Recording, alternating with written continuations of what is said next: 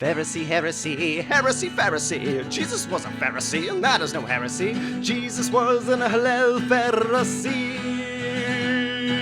Yeah! Go ahead, Amos. Well, yeah, well, so, just to be perfectly clear, I don't know if I would call myself a perfect amillennialist. Here we go. Somebody who's like, if you picked up a book and were like, here like the 15 things that every amillennialist believes, I don't know if I'd fit every single one of those things.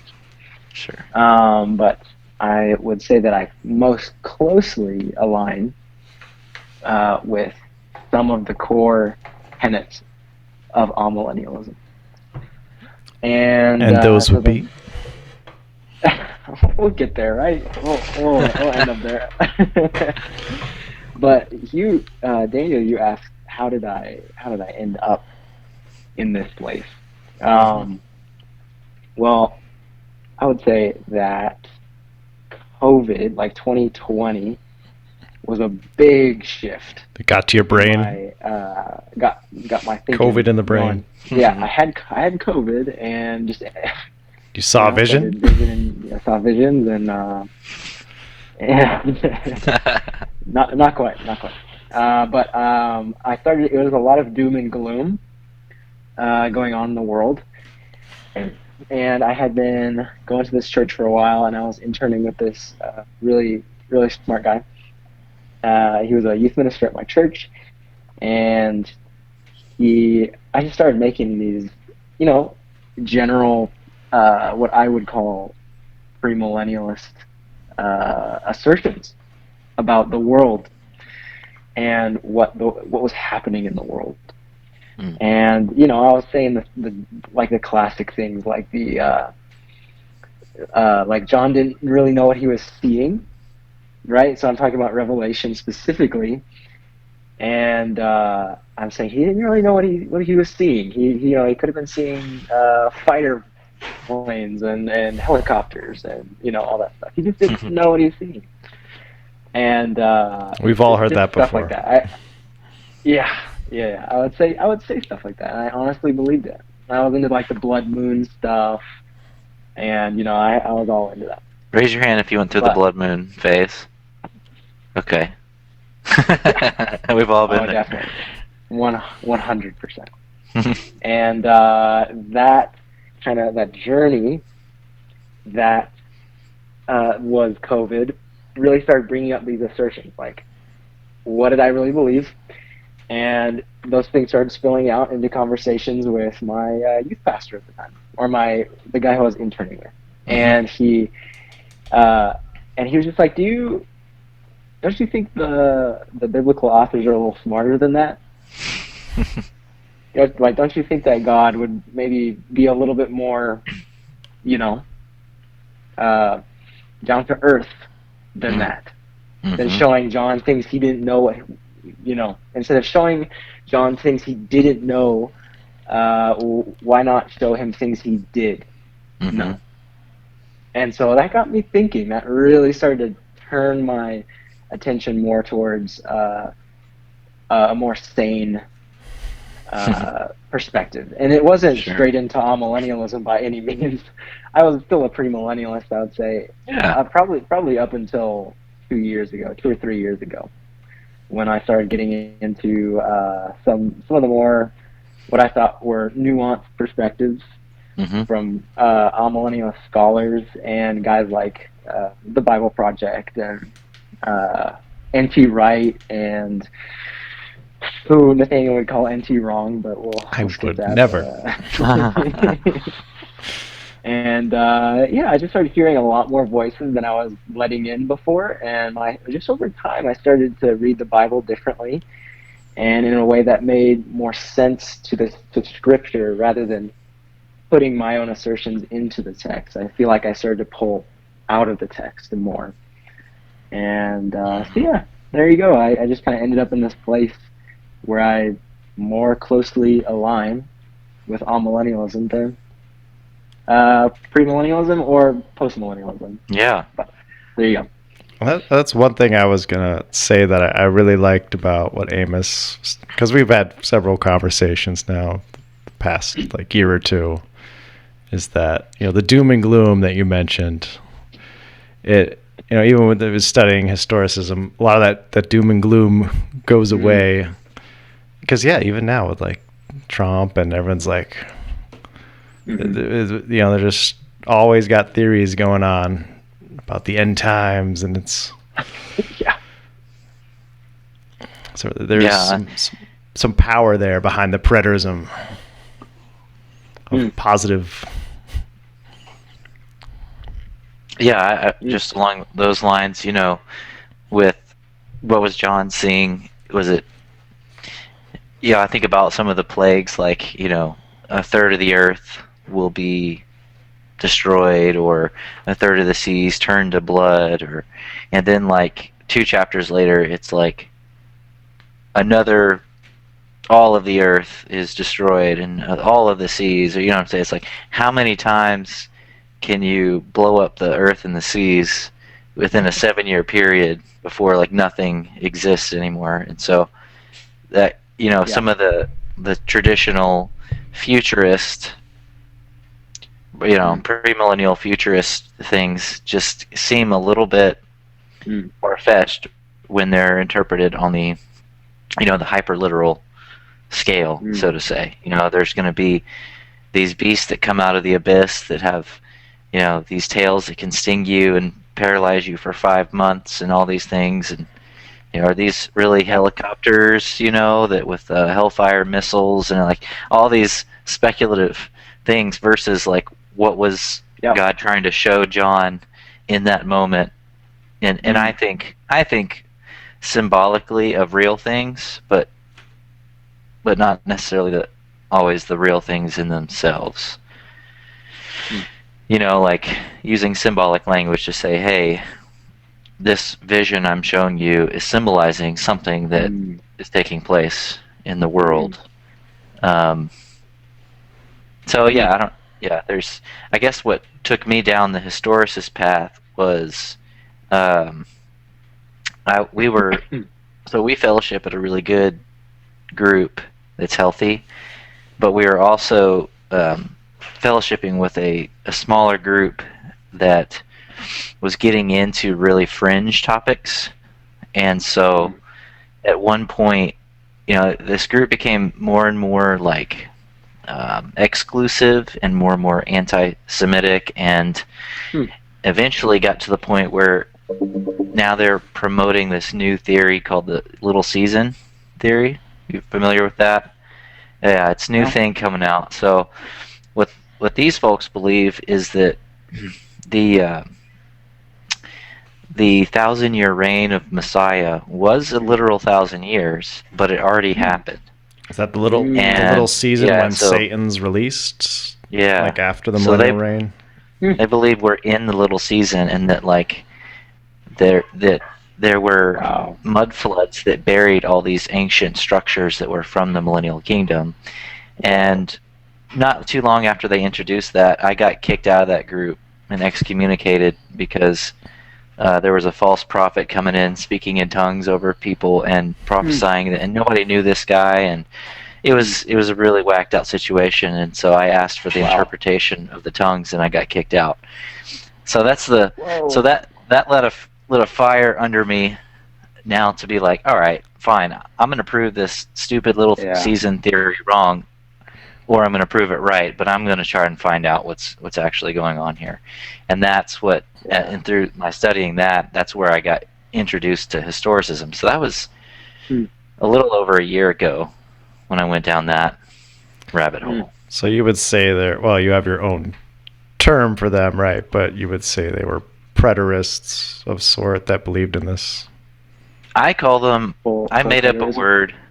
Yeah, so they would be, I call them material preterists. So you have, partial preterists that believe most of the events took place by 70, and then you have full preterists that believe like pretty much all of prophecy took place by 70. But both of them to my understanding, mostly interpret the events of Revelation in a very spiritualized way, and this group interprets it very literally, and so they believe that it was a literal 1,000 years that actually already took place, and that all of our historical records have been fabricated, and time as we know it isn't true. And so I had to put a title of like, well, they're not your traditional preterists. They believe these things materially happen, you know. So I kind of put them in that category, but I think technically they would still be pre-millennialist because they believe that Messiah came back before the start of the millennium. So it's a weird trying to put them in a category. They just call themselves Little Season. So that's the term I hear going around. Little Season. That is strange. So speaking of preterism in 70 AD and most of Revelation being fulfilled by that point, where do you fall on that, Sir Amos of Sir Amos? Idaho? Have I been knighted? Yes. You are now a Pharisee. Wow. Yeah. Heresy, right? Is that what it's right. called? That's you're part of it now. You're in. I'm honored. Yeah. Well, in terms of preterism, so I only knew partial preterism and full preterism. Those were the only ones I was really. Well, like I said, I made up that term, so no one's ever heard of it before. So I don't, I wouldn't expect you to. I'm really thinking of like the Little Season eschatology and stuff like that. Like, Right. Like I'm looking it up right now, and I can see some articles on people talking about it, and it's like, that's very. You said fringe earlier. I'll take it. It's quite a great word. I'll have to look more into it though. Because I thought that to be a preterist, you could be a partial preterist in terms of like post-millennialism, and some amillennialists would say that they're partial preterists. But full preterism, from what I understand, is like it's heresy, like actual heresy. Yeah. Like the second coming has already happened, that kind of stuff. Yeah, totally. But you're saying that they don't even believe that Jesus has come yet. Well, have they? This group, yes, they believe Jesus has come, and that it's after the 1,000-year reign, a literal 1,000 years, and Satan is released to deceive the nations. So he's been out and about deceiving the nations for probably the last 300 years. That's what they would say, right? Wow. So, so it's kind of strange figuring out how to classify them, and but I wouldn't call them a post-millennialist because post-millennialists believe that we're essentially in the millennium right now, and we're building up. Like the world's going to get better and better and better through the promulgation of the gospel until Messiah returns. But this is like the millennium. It's the way I understand post-millennialism. So you could maybe categorize it as past millennialism. Right. Is what I'm hearing. Yeah, that's interesting. Well, I don't know. I think if I was to put myself on a spectrum there, it'd be somewhere between. Maybe a little bit closer to definitely closer to partial preterism, and but I have to put a little asterisk there because I think that we're definitely in my system that I've kind of fallen into. It's we are in the millennium reign, the millennial reign. And that wouldn't be a strict 1,000 years, right? It's more of like not a strict 1,000 years, right? Right. So I would say though, I'm gonna put an asterisk by that 1,000 years.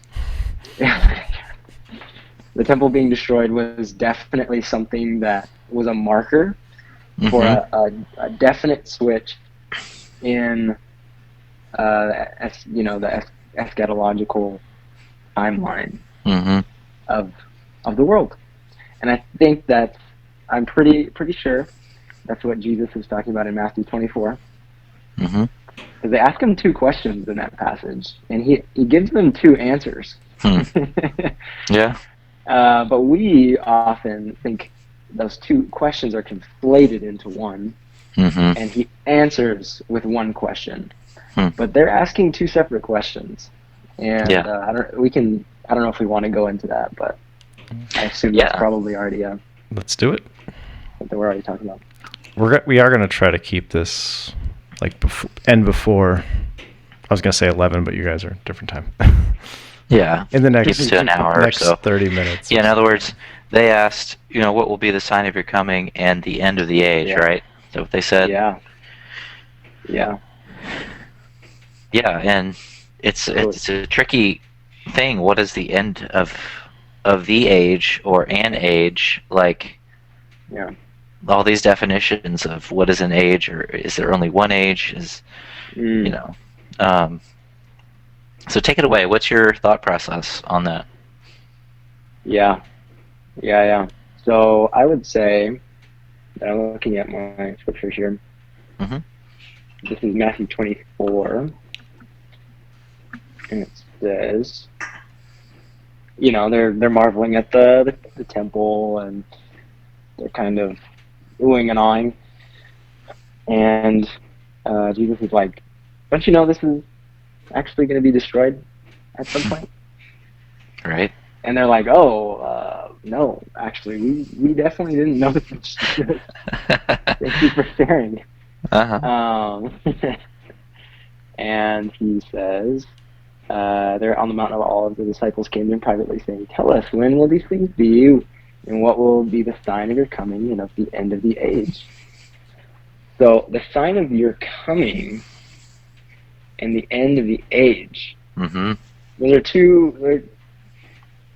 I don't know if they meant it as one question, but Jesus answers it a very interesting way, because from 4 all the way to 35, he says it's probably the answer to the first question.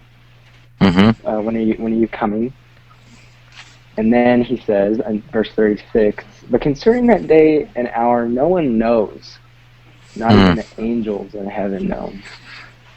And they're talking about the coming of the Son of Man. So he actually says that. So the your coming and the end of the age. So he's talking about.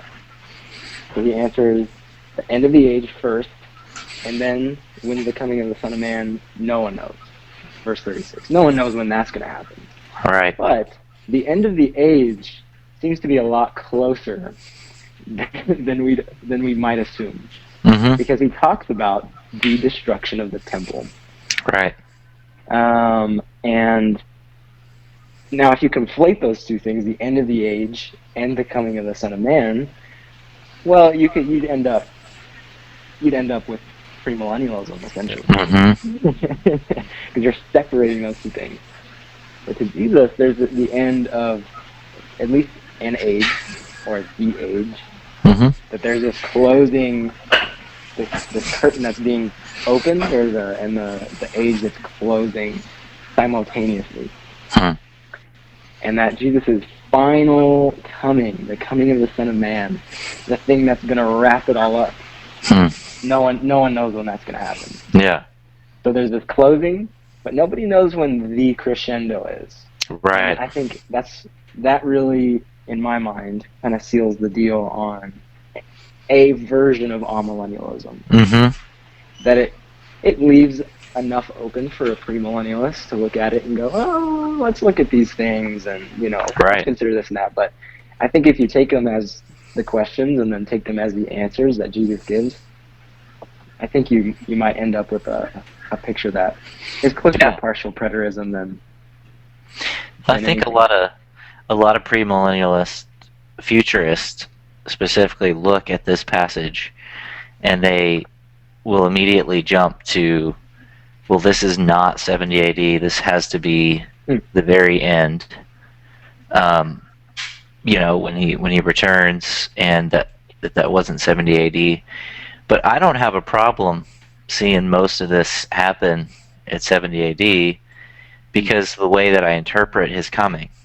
And as I was looking that up, the coming of God or the Son of Man, these different references in Scripture, I found that there were about 5 places where this happens, and the other language that's used with that phrase is it's referred to as the day of the Lord or the days of vengeance. Those 3 phrases kind of run together in at least 5 different times in history, and that's what surprised me, because I thought of the coming of the Son of Man or the day of the Lord or the days of vengeance as like this one-time eschatological prophetic event that anytime you see that phrase, it's talking about the end. What I found out is that God referred to his destruction of the Edomites as the day of the Lord. He described his destruction of the Babylonians as the day of the Lord, and all these other times. Yeah. And so it got me then studying what does a coming of the Son of Man mean, and then looking at the imagery of a Roman triumph. So a Roman triumph being where a general will come to town after a victory, and he must be welcomed by that town. And if he's not properly welcomed, then he will come again. He will return. Yeah. The first time he came was to be accepted and celebrated, but if he comes again, the second time, it will be to relay judgment upon that town. And so when I see Yeshua, Jesus, coming to town on a donkey, symbolizing he's coming in peace to that town, and then being rejected by the leadership, then when I see the phrase "a coming of the Son of Man," I see okay, that in 70 this was fulfilled because he did come, and he did judge the nation, and he gave it to a people that would produce fruit, so to say. Yeah. So that's kind of where what you just explained helps pull me away from futurism, but not quite all the way over into preterism. Sure, yeah. That's what kind of got me, all right, well, what would be a historicist view of this, where you can have a coming of the Son of Man in 70 AD, but it not be the ultimate coming that it ushers in, like the eternal state, or even like what I believe to be a millennial kingdom on earth. Yeah. Does that make sense? How did you stumble into finding about historicism? Is that something you're aware of before? Yeah, I would actually like a more definition of that, because it means something. It means something to me already, but I don't know if it's completely what you're talking about. Yeah. So a historicist interpretation of prophecy would be to look at prophecies and interpret them as happening throughout history. So, for example, the revelation given to John, you look at the seals, the trumpets, and the bowls, and all the other pieces and pictures, and the historicist would say that those started happening immediately. All the scriptures in Revelation talk about these things are happening soon, they're about to happen, all this stuff. Well, there's no problem from a historic perspective, because we believe that in 96 AD, the first seal was unsealed. And so, and then all of the seals, trumpets, and bowls are basically, they're progressively opened like files in a computer folder. And each layer opens up the next section of the last 2,000 years of history. So if we go back, we can kind of follow all of this through history. And the kind of the kicker for me is that, like, when I read the book of Daniel, I see it written as historicism, because you look at his visions of the four beasts and the four kingdoms and the statue with the four kingdoms in it, the pictures of the statue give Daniel the next, let's see, 2,500 years of history, because he sees, he's under the Babylonians when he gets this vision, but God is showing him that after the Babylonians are the Medo-Persians and then the Greeks, and then he doesn't name the fourth one, but the fourth one being the Romans, and then he does it again with a picture of animals or beasts. So what I see there is that the symbolism God gave Daniel was meant to demonstrate something that actually would occur in history, but not a hyper-literal thing like we're going to see Godzilla come out of the sea and square up with a goat. You know what I'm saying? Like, it's about symbolizing what occurs in history. So hopefully that's a decent explanation of what historicism is. Yeah. So you had talked to Nate much about it so far? I did my best, but Yeah, Nathaniel's talking to me about some of that. It in a lot of ways it reminds me of dispensationalism. But obviously I don't think it's quite the same from other things you've already said. A dispensationalist would probably, punch you in the throat for saying the word preterism. So yeah, right. How dare you? That kind of thing. But yeah, it sounds to me a little bit like dispensationalism in that there is an unfolding story throughout history that is revealed in Revelation. And you'd probably say maybe the Old Testament prophets as well. They're kind of working together, or unless you have something different there. But yeah. I mean, I think the only thing like with dispensationalism is they tend to. The thing I like about dispensationalists is they don't throw out all the covenants made with the physical nation of Israel like covenant theologians do. So, covenant theology will take all the covenants, like the land covenants and the promise to Abraham and all these things, and then they'll say, oh, all those are transferred and fulfilled in Christ to all believers in the sense of now there's no such thing as God's plan for the Jewish people or anything like that. Basically, all those physical promises get spiritualized and change the meaning of them. In other words, there's new revelation from the New Testament to change the meaning of what they were in the Old Testament. Whereas the dispensationalists will say, no, what they said there was absolutely true and stands forever. God will keep his word there. But then they say, but he's also doing something separate with the church.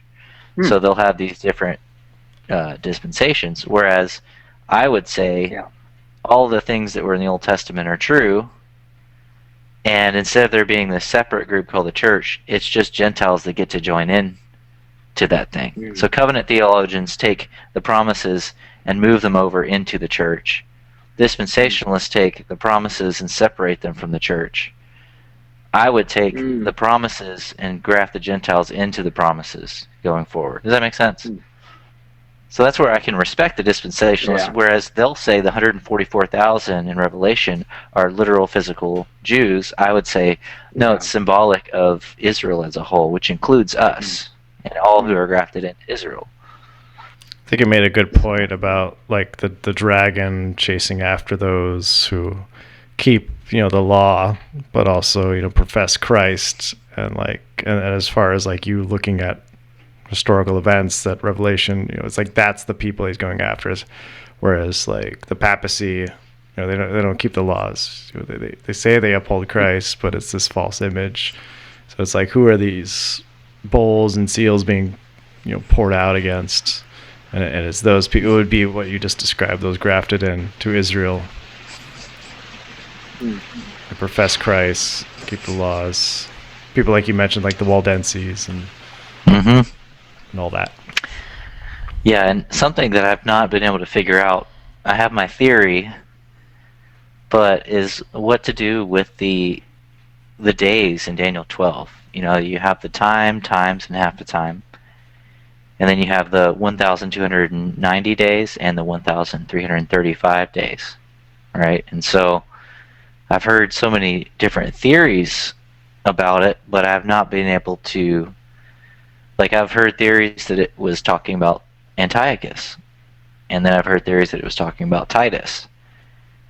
But when I go back and I look at the chronology of those events, I've not been able to fit those time frames in. And so, you know, now I have to figure out, well, what do these numbers in Daniel chapter 12 mean? I believe I know what the time, times, and half time is, being that, because it's spoken of in Revelation a lot. It's spoken of as the 42 months or 1,260 days. But the 1,290 and the 1,335, to my knowledge, are never spoken of again after Daniel 12. So, you know, I guess one of the questions I would have for a preterist or a postmillennialist or an amillennialist would be, how do you, what do you do with, like, not only all the different plagues and stuff in Revelation, if they've already occurred by, like, 70, but what also, like, how would you interpret those days having occurred as well? Like, have you dove into that much, that stuff much? Yeah, Daniel's definitely a blind spot. I will just fully admit that. It's tough. It's tough. That is, it's definitely, it's a hard pill to swallow, Daniel. The second half of Daniel. Yeah. But Daniel, what I do know about Daniel is that he is a picture of Christ.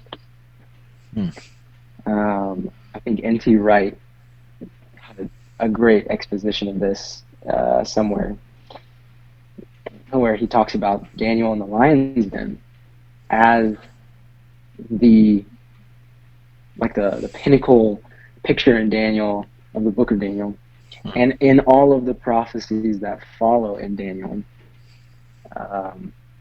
of him being thrown into the pit.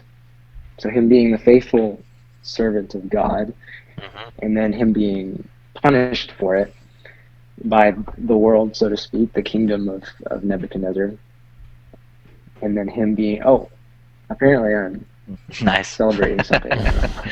Happy birthday! I put 3 up and it, like, anyway. Oh yeah, it does that. But it's not doing it for me. Probably your phone. That's what it is. It was just me. I don't know. Anyway. Then he's saved from death. So he isn't eaten by the lions. And then he's ascended up out of the grave, so to speak, into the right-hand position in the kingdom.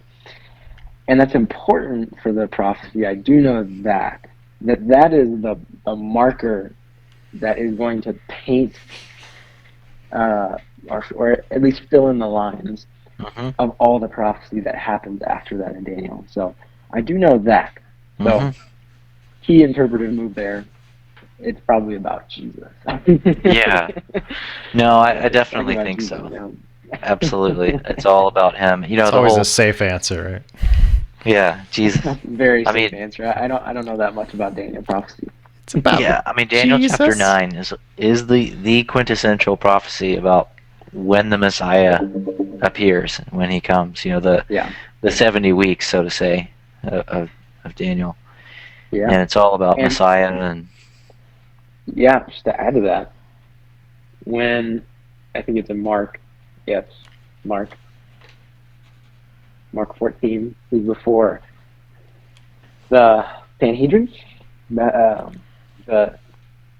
Nearing the end, he's going to be crucified, and he's before the high priest, before the council, the chief priests and the elders and the scribes, and they're like, "Who are you?" And he's getting grilled.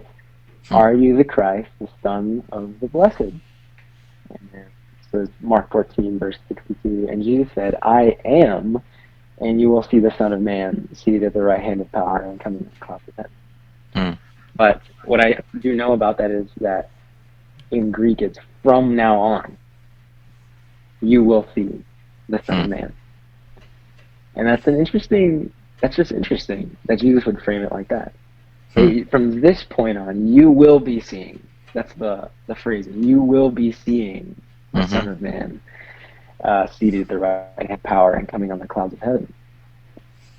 So it's this kind of perpetual, like, hey, from this point on, like, we're not going back. Right. You don't know what you're doing. You're actually, this is what has been planned. That's a good point. Actually, talks about in Daniel. And so I guess where I would go from that is that the prophecies in Daniel and in the Revelation is talking about this.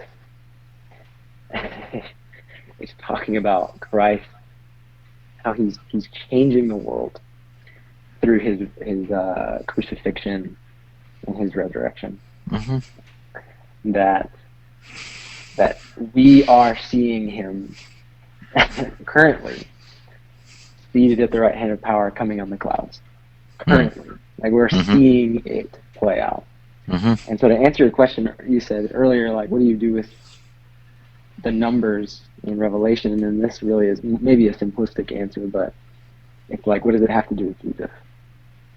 So what does it have to do with his resurrection, or his incarnation, his ministry, which I would call the coming of the kingdom of God into the world. So his incarnation, the coming of the kingdom, and the demonstration of the kingdom, his crucifixion, his resurrection, his ascension, and his returning. Yeah. So from what I understand about Revelation, and it's not perfect, but from what I understand, is that Revelation is talking about that, all of that. Yeah. I think most people would say, and this might be where we disagree, is that Revelation is primarily concerned, or maybe not primarily, but definitely concerned with an unfolding throughout history of some kind. Where I would probably rest my hat on the fact that it's an ongoing, it never stops, and it's gonna only stop when Christ returns. So it's this kind of like almost cyclical thing. And the numbers mean to John what they must mean to us. The numbers must mean to us what they meant to John. And so I think John understood what it was in his time.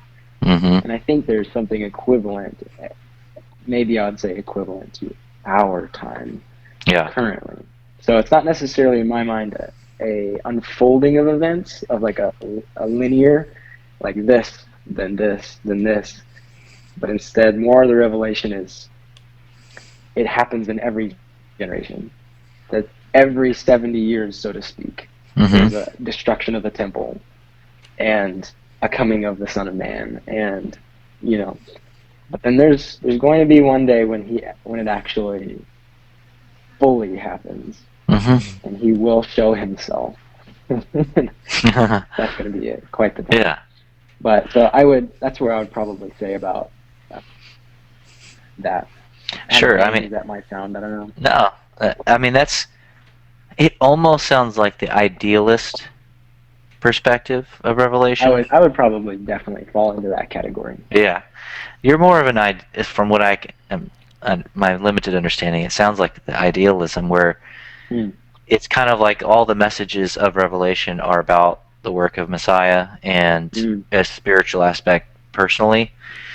And yeah, I mean, I don't deny that it is that, but I just think it's also God telling John what's going to happen. These are the things that have happened, are happening, and will happen. That are coming. I've heard people say, like, well, you look at the account of Josephus in 70 when the temple's destroyed, and he sees armies in heaven, coming. So there you have it. All the things in Revelation occurred then, And I'm like, well, that's great that Josephus records that some people saw what they thought to be armies in heaven, but that doesn't cover all of Revelation to me. And if anything, it doesn't negate what I believe either, because I do believe that 70 was a coming of him in glory in the clouds with the armies of heaven to bring judgment. You know, even if it was just a sign in the heavens to say, yeah, you guys are being judged right now. But so that's good to ponder on. Any other thoughts there, Nate or Amos? Like what Amos was talking about, things cyclical. Even before like Daniel and I were talking about historicism, I was meeting with back in Colorado, Danny Manzanares, and we would like look at things like Antiochus and just 70 AD and be like, you know, that's the Bible's definitely talking about these events. It's like, so we had to like come up with our own. We were like, well, it's partial fulfillment, but there's still more things that need to be fulfilled, and so we're trying to keep our futurism, you know, premillennialism, and try to fit it into that package. It just reminded me of what Amos was talking about, how it's going to like, it was cyclical, and then it's really going to happen. You know, so I guess that started the journey there, to seeing like, well, that's definitely talking about Antiochus. That's definitely talking about.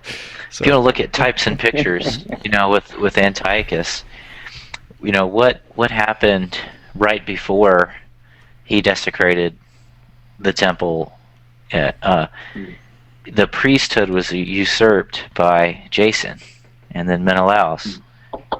And what did Jason start doing? He started Hellenizing the Jews as much as possible, getting them to, you know, participate in the gymnasium and reverse their circumcision and do all these things to Hellenize them. Well, if you look at what Roman Catholicism has done, when Roman Catholicism basically usurped the priesthood, they've claimed to take over the Levitical priesthood. They claim that the Eucharist, they claim, is the actual presence, the blood and flesh of Jesus transformed when it's given, when it's received. And they believe that that is a sacrament that is the continual offering of Messiah, that is the continuation of his sacrificial work. So they literally, like, they believe that they've taken over the priesthood, they've taken over the sacrifices, and continue those sacrifices. So what I see is the same thing that happened with Antiochus and Jason, is a pretender has usurped the priesthood and instituted a false version, and has started throughout the last, 2,000 years of history almost, Romanizing Christianity. Just like Jason Hellenized Judaism, the Catholics, actually, they Romanized Messianic Judaism is what they did, and created this new version of Christianity that we had to protest, and still haven't gotten all of it out by any stretch of the imagination. Just like the Mormonisms, like they claim to be, they're the true priesthood. And it's like, it's a power play, saying that they're the true priests. And reminds me some Torah fringe groups too, the Zadokites and all that. And like, oh no, yes, we're the true priests living in Qumran, and you got to learn all these Enochs and Jubilees books. And I was gonna say that earlier. It's like, it seems like these messianics, the most doom and gloom out of a lot of groups. It's just, they get close to the truth, but then there's always so much baggage that comes with it. A little bit of knowledge can cause a lot of damage. With historicism, like, I'm still working out all the kinks and all the details. There's still questions I have unanswered, and watch the YouTube channel. But there's so much of it to me that makes sense and just says, wow, that's got to be exactly what he was talking about that happened right here in history. There's so many of those things that tells me, okay, this is right, I am on the right path, but there's still questions I have. That's just where I'm at. Yeah. And I think one of the best things about historicism is that I look back in history and I see God's handwriting over the last 2,000 years of history. I see him on the throne in heaven, opening the seals, blowing the trumpets, pouring out the bowls, in charge, in command, essentially kicking out the ruler of this world until he's finally done doing that. And so, to me, I'm not waiting for the world to get like worse and worse and worse until the 7-year period where all these things take place. Instead, I'm saying, wow, things have been bad. We're still in tribulation, but God is in control. And I'm seeing the things play out. Now I get to look forward knowing with confidence that, yeah, I don't know when it's going to happen, but he's in control and it is going to happen. So, I mean, we should believe that regardless of which eschatological position we take. But I know that my tendency as a former futurist was to be more of like, yeah, world's just going to get worse and worse, and then at the last minute he's going to come back. But I also don't want to go the other way and say, well, we're going to be able to usher in the kingdom of Christ if we just are good enough and do better and build bigger churches. You know what I mean? But shouldn't we try?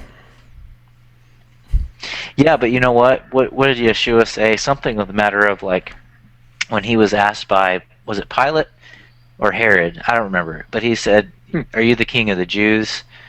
And he said, "My kingdom is not of this world. If it were, my followers would fight for me." So, if we are in the millennial kingdom, technically we should be physically fighting to take over the world, essentially, which is, I don't know, there are actually groups of post-millennialists that are taking more of a nationalist approach. If you're familiar with Joel Webbin and some other folks that are questioning the post-war World War II consensus, and they're promoting a lot of Nazi ideals, actually. It's kind of horrible, but there are groups that are pushing and calling for more crusades.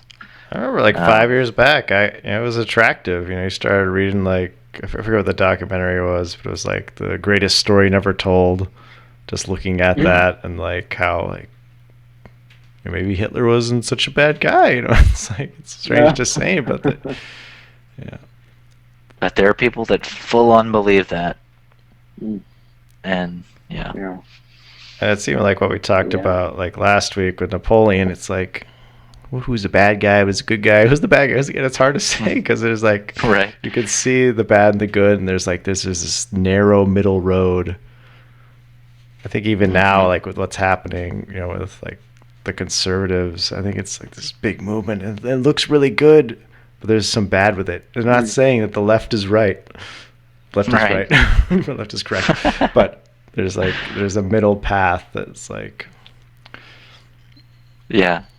But yeah, I agree with like Amos that like at least spiritually we should be living like, you know, live like you got your glorified body, you know, like live like Jesus is here reigning on earth. Paul did.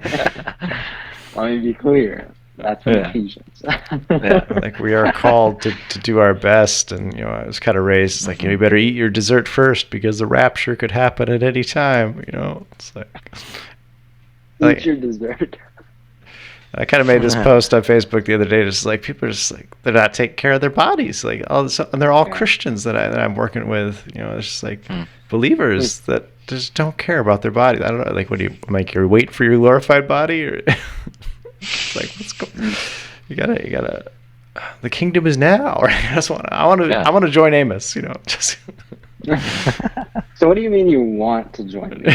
You know what I mean? Like, what do you mean by that? I don't know what I mean. In my heart, you know, I would like the kingdom to be now, but I agree with Daniel. Unfortunately, that he's making a lot of sense there with this historicism. I don't think we're in the kingdom. For the record, I do believe the kingdom is now, but it's a kingdom in heaven, and it's spiritual. It's not a physical kingdom on earth, I don't believe. Well, Amos is going to say the same thing, isn't he? I don't know. No, I would definitely not say the same thing. Oh, see? I would say. So that's, I guess. So what you said, Daniel, is that you believe the kingdom is now, but you believe it's a heavenly kingdom. that's more in line with traditional amillennialism. Okay. That's what would definitively probably land you in the amillennial camp. Mm-hmm. Saying that the kingdom is Congratulations, now Daniel. and it's in a heavenly place. Right. So, I'm sorry to break it to you, but But I'm an amillennialist. The difference is, I think that there is going to be a second coming with a literal 1,000-year physical kingdom on Earth, and I don't think amillennialists are down with that. yeah, Right? no, that's definitely I would be I would be a heretic. well, I don't know. That's a Pharisee heresy. So I guess my assertion would be that I would categorize, I guess, amillennialism as the simple eschatology, and I think that's what most people categorize it, even if you're not an amillennialist, the simple eschatology. And I think for good reason. I think it's in the text, and I have here, you go into the Gospels and just find every time that Jesus talks about the kingdom, specifically before the Sermon on the Mount. He is baptized, he's led into the wilderness, and Satan tempts him. If you're the Son of God, do this, do that, do that. He doesn't, and then once the 40 days is up, he goes back into civilization, gathers disciples, and starts preaching. But if you really follow that chronology, it says that he's preaching the kingdom of God, the kingdom of heaven. And those terms are interchangeable. The dispensationalists would say they're different, but they're the same. Yeah. And then you trace it, so he's preaching the kingdom of heaven, the kingdom of God, and he gathers his disciples, and then it goes down, and you find that he's now on a mount teaching the crowd, and he's teaching the way of the kingdom. And so you'd have to tell me that the Sermon on the Mount isn't for you or anybody now. It's for later. So you'd have to tell me that. If you don't believe that the kingdom is now, you'd have to say the Sermon on the Mount isn't for you. Yeah. So let me give my answer to that, and that is, so when I say the kingdom is in the future, I'm talking about the millennial kingdom. Okay, so I'm not talking about Which we would have a difference in timeline on that, I guess. Yes. So like you're talking about the kingdom of heaven is at hand, or the kingdom of heaven is near, or it's here and it's in your midst. And he says all those things. That is true. And when Stephen was stoned, he looked up and he saw Yeshua standing at the right hand of the Father. And he is ruling and seated or standing by the Father in heaven, and he's ruling over his kingdom in heaven. And he has a kingdom on earth, which is us, and through us we're a royal priesthood. Royal meaning, obviously, you're not royal unless you're part of a kingdom, right? So if we're a royal priesthood, we are part of this kingdom. But, if an amillennialist might say that 70 AD was the marker for this, I don't know if you would, but for this kingdom, well, I mean, what you just said, he was already saying that it's there in their midst when he was with them. So you really could say that 70 AD has nothing to do with the kingdom being present. You know what I'm saying? Maybe you could say the crucifixion did, but to me that they're two separate things. You have the kingdom that's in our midst, that's a spiritual kingdom, that we're spiritually building this spiritual house, right? Yeah. As Peter talks about, but then you have a real physical kingdom when you go back to like the book of Daniel, and he talks about the 4 world empires, the Babylonians, Medo-Persians, Greeks, and Romans. Well, the final piece to that picture is the rock that crushes and demolishes all those other kingdoms. So if all those other kingdoms were physical, I believe there still remains a day where the rock comes and destroys all the other physical kingdoms. The New Jerusalem. And the whole earth becomes this kingdom. And then I also have to believe that if that happens physically, then there has to be a time period, whether it's a literal 1,000 years or not, that's debatable. But there has to be a time period after which there is a little season, not to go back to that, but there is a little season where Satan is apparently loosed. And I don't think that Satan is bound right now. So, you know what I'm saying? So, do you believe he's bound right now? Okay. Yeah. Convince me. Well, you don't have to now, but I mean, if you want. Just real quick. Yeah. So I can find it here real quick. Yeah. So I'll say this about your rock statement. Okay. So there is a kingdom in Daniel, the rock kingdom that squishes the other the other kingdoms of the world. Yeah. And it's described as a rock or a boulder. And there are 2 moments in Jesus' ministry, specific moments, and it's in Matthew, where Jesus talks about a rock. Can you tell me where they are? Well, there's definitely the one where he's talking to Peter, and he says, Peter, that's a big one. You're the rock. Well, on this rock, you are Peter. On this rock I will build my church. The gates of Hades will not stand against it. Yes. The other one. So, can you turn this rock into bread? I don't know. What was the other one? Well, so to that point, that's the one I'm thinking of, Peter. Okay. I would say I have a very nuanced way of thinking about that. I think Peter is a picture of the rock. He is the rock, but he is representing the rock. But also the rock that they're at. They're in Caesarea Philippi, which has a big mountain, and sitting at the base of it is the child sacrifice pool, or whatever you want to call it. I forget what it's called. For Pan. And he said, "Hey, we've been there. This rock." Oh, have you? Yeah. Oh, we were both there. Yeah. Yeah. There you go. Nathaniel and I were there together, actually. Holding hands. Cool. There you go. So upon this rock, which obviously there was all sorts of worldliness going on there. Upon this rock, I will build my kingdom. So you have the picture of a kingdom of the world there, of Satan. Like, that's where Satan supposedly dwelled. And apparently it was like a big old cave, if I remember correctly. To Pan, it was in there.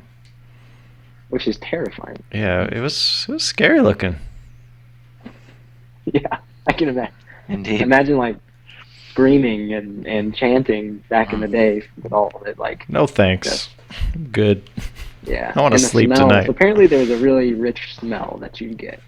And there was like bestiality going on, and all sorts of stuff that we don't need to talk about. Yeah, well, wow. But essentially, Jesus is like, hey, they're at this really famous rock, and he's saying, upon this rock, I'm going to build my kingdom. And so you get the picture of Daniel, of the rock smashing the is that what happens? He smashes It smashes specifically the feet of the statue. The feet, which would be Rome, which is the final kingdom, or the Roman clay, whatever you would want to say is the clay and the iron. Yeah. The miry clay. So there you go. So you have that Yeah, picture. yeah. And just real quick, the second point that I was thinking of is at the end of the Sermon on the Mount. It says, "Everyone then who hears these words of mine and does them, anyone who hears these words and does them will be like a wise man who built his house on the rock. And the rain fell, the floods came, the winds blew, it did not fall because it had been founded on the rock. Everyone who hears these words of mine and does not put them into practice is a foolish man who built his house on the sand." And so that picture of a rock is so just pungent with prophetic theology of the Old Testament. And Jesus is saying that his word is that rock. And he's showing them this way of living in the world that is to be a rock for you to stand on and to be secure. And it's not going to move. So I don't know what you think about that. It's pretty compelling. It's there. Yeah, it's there. So if that is this thing prophesied in Daniel where his kingdom crushes the other kingdoms, you'd have to interpret that basically, if we're representative of that rock, we don't crush it immediately. It's taken us a long time, and eventually we're going to build up to where we can crush Rome. So I wouldn't say that we would have been able to do that yet, but the other... Well, can I ask a question real quick? Yeah, sure. Or maybe you can finish if you'd like to. But No, go ahead. I have ahead. a question to inflame the prod a little bit more. Yeah. I would say, if you're talking about a literal kind of smiting of Rome with the sword, I would probably say, is that how Jesus fought? Or did Jesus fight by dying? So Jesus didn't fight with a sword. He definitely fought. And he defeated the powers of hell and so on by being crushed. I would say that's how Christians have been fighting Rome for the past 2,000 years, by dying. Yeah. Yeah. Being persecuted. But there you go. My counter would be, will Jesus come back and slay with a sword? Is that in your wheelhouse? Because if your wheelhouse is to interpret everything there as, well, it's a peaceful way of self-sacrificial defeat of the enemy, well, does that leave room for then one day there will be an actual slaying? Or do we have to metaphorize those parts of Scripture into the gospel? You know what I'm saying? Yeah. And then the other side to that, when Yeshua told Peter, this is you're Peter, on this rock I'll build my kingdom, the gates of Hades will not stand against it. That was before his crucifixion. That was before, he said, I'm going to cast out the ruler of this world. So if the rock had already been there, what's the significance then of him still yet to cast out the rule of the world, him still yet to have the crucifixion, him still yet to have 70 AD? I'm just having trouble I love that question. Logically fitting it, yeah. Yeah, I love that question because that is the framework for me. That Christ being on earth and teaching is the rock. That his way of life is what is going to destroy the powers of the world. And so the kingdom is at hand, meaning Christ's word, his teaching, his way of life, what he's going to put on display for the world to see, it is that rock. And so the timeline is Christ comes on the scene and he says, the kingdom is at hand. And so It's at hand when he tells that to Peter. It's at hand when he's crucified. Mm-hmm. It's proven when he's crucified and raised. And Yeah. that's in my mind. That's the timeline, if that makes sense. Right. Good stuff. Yeah. Do we want to come back and attack this another night? Because I know, Daniel, you said you wanted to finish by the hour here. Let's let Amos, if he wants to, study up on our videos or historicism so we can come back with more ammunition to prove us wrong. And then we can talk about